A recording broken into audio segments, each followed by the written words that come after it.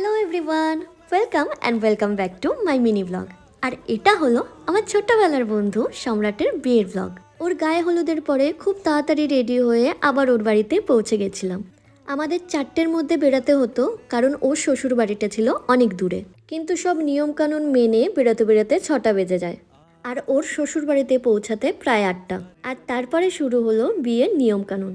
আর এখানে দেখো ওর বাচ্চা বাচ্চা শালিগুলো কিভাবে ওর লেগ পুল করছে। আসলে এটাই আনন্দ, আমাদেরও বেশ ভালো লাগছিল এটা দেখতে। আর এই হলো আমাদের নতুন কনে। তারপরে শুরু হলো খৈদান পর্ব। আর এই খৈদান দেখেই আমরা খেতে চলে গেছিলাম, কিন্তু খাওয়া দাওয়ার ক্লিপগুলো আর নেওয়া হয়নি। আর খেয়ে দিয়ে এসে যেটা দেখলাম সেটা ছিল ওদের জীবনের সেরা মুহূর্ত।